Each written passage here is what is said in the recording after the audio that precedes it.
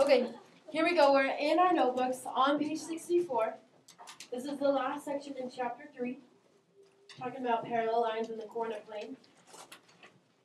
Because in the note heading, circle this. This is a big thing today. Slope.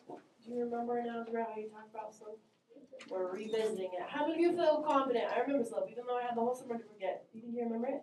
Okay, we'll review. That's the whole point. Usually what I like to do with this section is we have an activity first, and then that teaches it to you. But I notice with my geometry students, we need the review first, and then the activity. It's a, oh yeah, I need to remember about slope and how to go over it. Very first problem, because I know in your notes on this left side you have so much going on, right? Sometimes I have a harder time just filling out someone else's work. I'd rather just do it on my own. Nod your heads, do you agree with me? So I think this spot is blank, yes, on the right? Yeah, so if you want to, right underneath it. However, if you read the directions, it says, find the slope, circle it again. Find the slope of the line that passes through these 2 points. However, there's a picture for you. If there's a picture, can you be really nice to yourself? Okay, so what's, how do I ask this question without giving it away? Slope is something over something. What is it? Rise over run. But yes, Colton, you were giving us the equation right here. So circle that in your notes. The equation is really helpful. But if you have a picture, be nice to yourself, yeah? I keep telling you, draw on the pictures, write on the pictures. For a picture, I always do rise over run. Now, I know that your brains kind of have a hard time with this because when we teach you as math teachers to graph a point, it's always over then up, right? But rise over run, you go up then over. So it's backwards. So I understand when you kind of have a hard time. I always start low and go high. So from right here, we've got to go from this point to this point. If you have a graph, why don't you just count it out? Wait. So, wait. Ellie? But you could also do just see where the next part it crosses through is like where. Yes. Where it crosses through on like on a perfect point. Ellie, you're reading my mind. Let's do red to red first, and then show the class what you're talking about. Okay, so you go up and over. You go from one dot to the other. So up how far? 1, 2, 3, 4, 5, 6. And then over how far? 1, 2, 3, 4, 5, 6, 7, 8, 9. All right, so the rise over run would be 6 over 9, right? Simplify, guys. What is 6/9 simplified? 1/3. 2/3, right? Divide by 3, we'll get 2/3. Okay, do you know what Ellie was talking about? Yeah. Ellie was saying, yes, you can start here. However, you can look at your line and see when it stops at a nice, neat point right there. Your slope's going to be the same, regardless of what points you use. Check it. From blue to blue, you go up 2 over. Okay, was Ellie super nice to herself? Super nice to herself. That one will work too, right? Whatever makes sense to you, go with it. Don't forget your negatives. If you drop, it's a negative. If you go left, it's a negative. Okay, how many of you, oh yeah, I remember this. Remember that? Okay, let's keep going. What's next? Okay, this one. This is what we're talking about today because it's geometry. Because in order for 2 lines to be parallel, they have to have the same exact slope. So like the slope we just found was 2/3. In order for another line to be parallel to it, it literally has to have the exact same slope, 2/3. Okay, let's go to the next problem. Okay, this one. You're on your own. Try out these 3 slopes. You have a graph, so why don't you march it out on your paper? Count up and over, go. Again, there's so much in your notebooks on the left side. Be nice to yourself. You can do it all in the picture. I'm okay with that. Okay, are you being nice to yourself? I think I'm going to use the alleyway. So start here, find another point on the graphs. That would be up 2 over 1. So the slope of J1, I'm going to put the M of J1 equals 2. 2 over 1 is 2. Alright, and then J2 from here to here looks like it's the same. So the slope of J2 is also 2.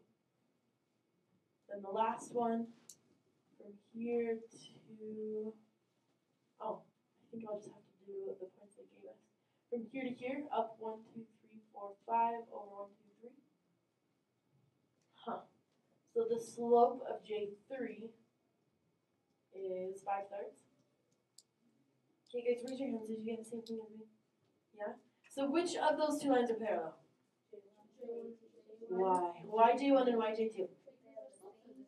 Literally, it's so nice. They're exactly the same slope. So we can say J1 is parallel to J2.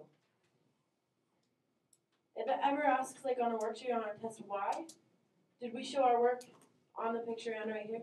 That can be our y, right? They have the same slope. We showed our work. Okay, let's go to our next example. This one. Oh, number 1.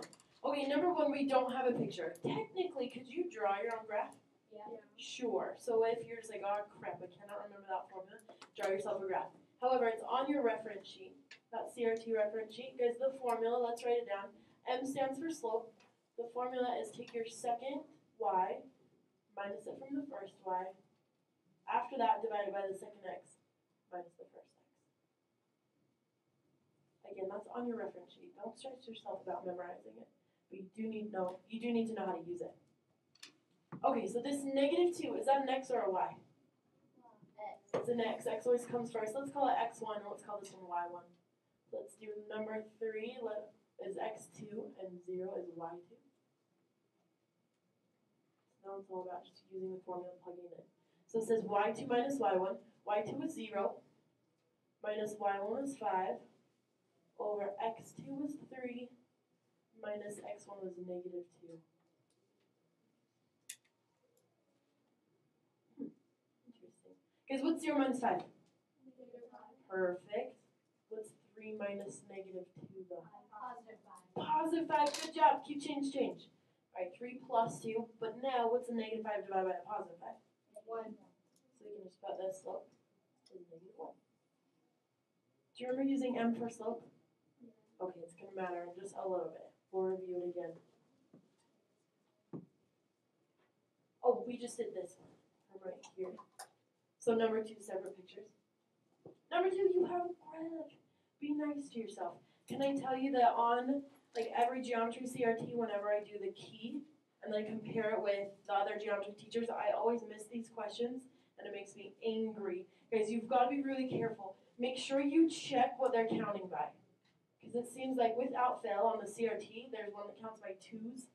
And I always just like start counting out and don't even notice, so make sure you check that. So thankfully this is by 1s, so go for it, count it out. And then we'll compare. Okay, I'll show my work on the board.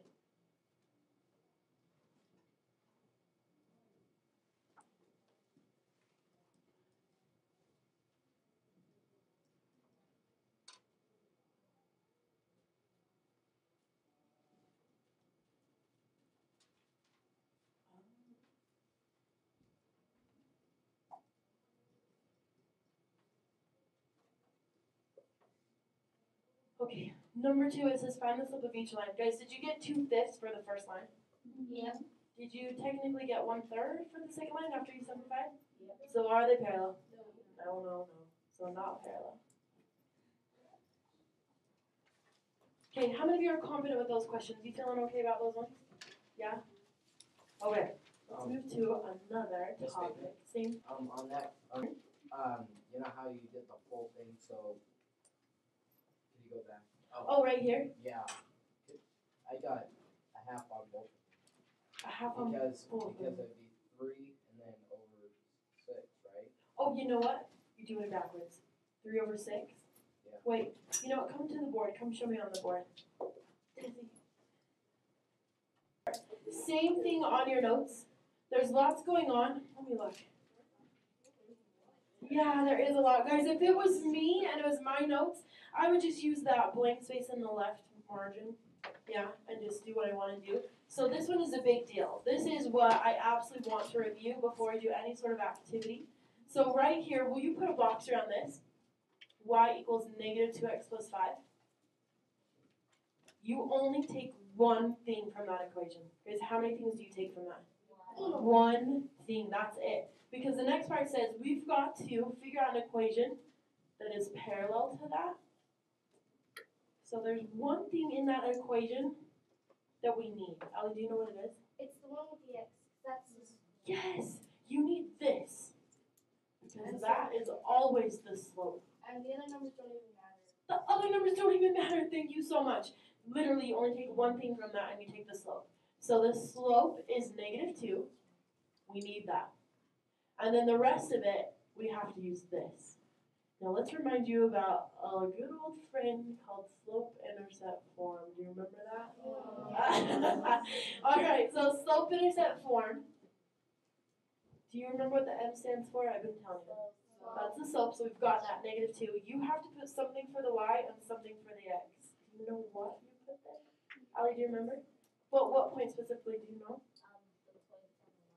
Right here. They gave it to you. Use -4 for the x. Use 3 for the y. Use this for the m. So literally all you do is you take this -2 and you put it right there. You take this x and you put it right there. And you take this y and you put it right there. So we have everything except for the b. That's the point. We have to solve for b and then rewrite our equation. Okay, so we will have, let's see, 3 equals, our m is -2 times our x, which is -4 plus b. Alright, too small. So what's a -2 times a -4? Positive 8. Oh yeah, sorry. And then subtract 8 from both sides. So we'll be left with b equals -5. Okay, stop, you're not done, but you are so close to being done. You take the b and then you take the m and you write a new equation. So you need this, and you need this. Put them together. So you keep your y. You've got y equals, replace your m with that -2. -2, keep your x. And then the b is -5. Are you guys okay if I just put -5? Now you're done. So it took all those steps to get to that one new equation. Review.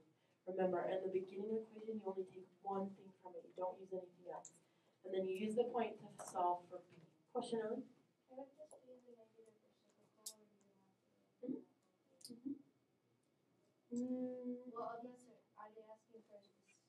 Yeah, they're asking for the specific line because they want it to specifically go through this point. Okay, yeah.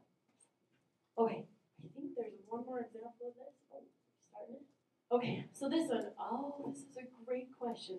Guys, from this equation, how many things do we pull out of it? Just one thing. Do you know what it is, though? A 1. A 1. Good job. There's a 1 right here. Always. So let's use m equals 1. And then we'll use this 0 as our x, and this -3 as our y. So slope-intercept form, y equals mx plus b. So take out the y and substitute, what, -3? Take out the m, put in a 1. Take out the x, put in a 0, and we don't know what b is. That's the whole point. Wait, do you remember what b stands for? Y-intercept. Keep that in mind for your assignment. Okay, so here we go. That's just -3 equals 0 plus b. Oh, easy. So b is just -3, yeah? Are you done? Y equals m minus 3. You're almost done. Perfect, Allie. So rewrite your new equation. Use this m, use this b. So y equals, well, if m is 1, do you ever see 1x? No, it's like bad math manners. Just put x minus 3. Yeah? How many of you got that? Because I saw all you working on it and we're doing it. Perfect. Okay, number 4. Try this on your own. Don't be nervous by that fraction slope. It actually turns out nice. Get a head start. I want you to get a head start. Go, go, go. Okay, here we go. So use m equals -3/2. Use that 2 for your x and the 3 for the y. I'm going to try to write real small. So we'll have 3 equals -3/2 times 2 plus b. And I'm just using the y equals mx plus b form. Alright, so this actually comes out nice. Guys, did you realize that these 2's cancel? So you just have 3 equals -3 plus b. Add 3 to both sides and you'll get 6 equals b.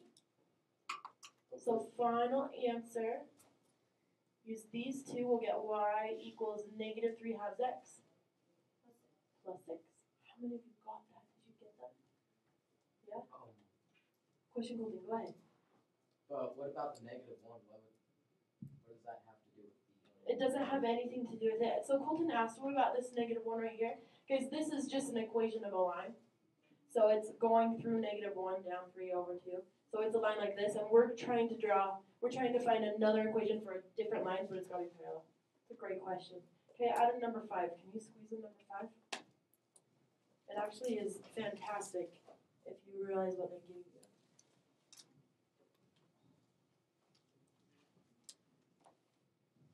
So if you think of your slope-intercept form, y equals mx plus b, what variable does slope stand for? What variable does y-intercept stand for? Don't you agree that's just the b? So technically isn't our work done other than replacing stuff? It's like the nicest question ever. So all we would have to do is put our y equals m, replace it with the 2x, b replace it with the minus 3. Really, can it be that easy? Sure, be nice to yourself. If you understand slope-intercept form, you can attack those problems. Okay.